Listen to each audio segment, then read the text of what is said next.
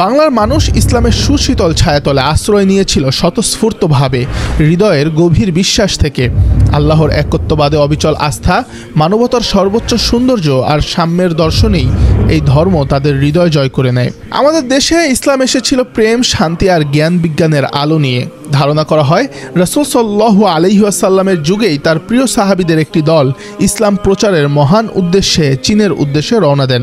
সেই সফরের পথে তারা উপমহাদেশের বিভিন্ন বন্দরে অবতরণ করেন, যার একটি ছিল এই বাংলার ভূমি। বিশিষ্ট সাহাবী আবু আক্কাস মালিক ইবনে ওয়াহাব রাদিয়াল্লাহু তাআলা আনহু, যিনি নবীজি সাল্লাল্লাহু আলাইহি ওয়াসাল্লামের মামা হিসেবে পরিচিত, তার নেতৃত্বে একটি জামাত আনুমানিক 617 খ্রিস্টাব্দে চীনের পথে রওনা হয়ে বিভিন্ন বন্দর নগরীতে ইসলামের বার্তা পৌঁছে দিতে শুরু করেন।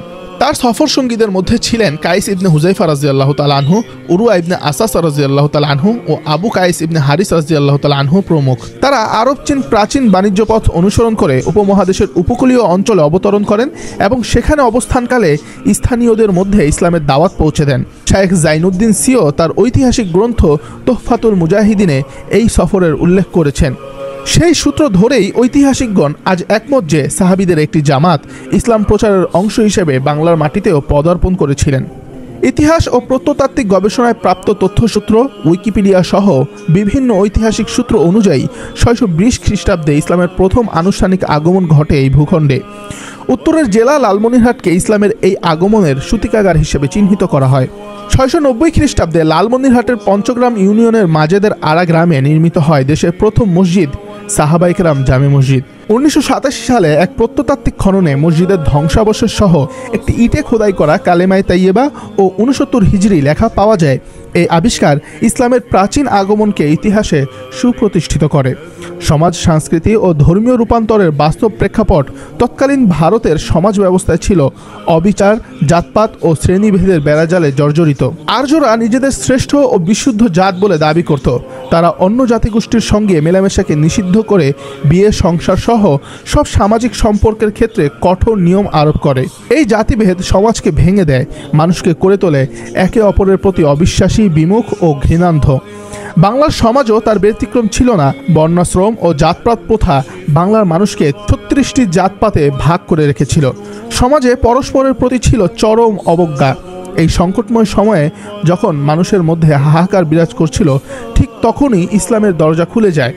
ইসলাম এসেছিল এমন এক বার্তা নিয়ে যেখানে জাতিভেদ নেই, শ্রেণীভেদ নেই, সব মানুষ এক, সকলেই আল্লাহর সৃষ্টি এবং সবাই একে অপরের ভাই।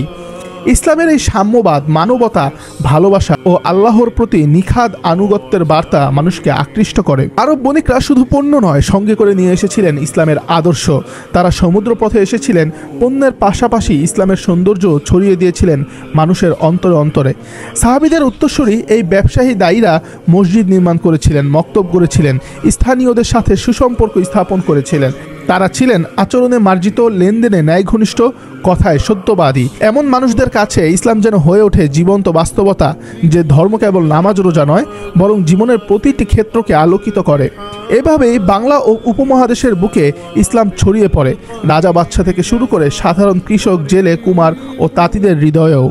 ইসলামের আগমন বাংলায় কোনো দখলদারিত্বের মধ্য দিয়ে হয়নি, বরং এটি এসেছিল মানুষের আত্মিক মুক্তি ও ন্যায় প্রতিষ্ঠার ডাক নিয়ে। তৎকালীন সমাজে মানবিকতা যেখানে ছিলই না, ইসলাম সেখানে ছিল পুনর্জাগরণের আলো।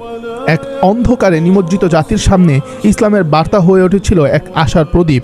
আজকের এই ভিডিওটি যদি আপনাদের ভালো লেগে থাকে তাহলে অবশ্যই সাবস্ক্রাইব করবেন, অন্তত একটা লাইক করবেন, যেন আমি বুঝতে পারি কতজন মানুষ আমাদের এই ভিডিওটি দ্বারা কিছু শিখতে পেরেছে এবং জানতে পেরেছে।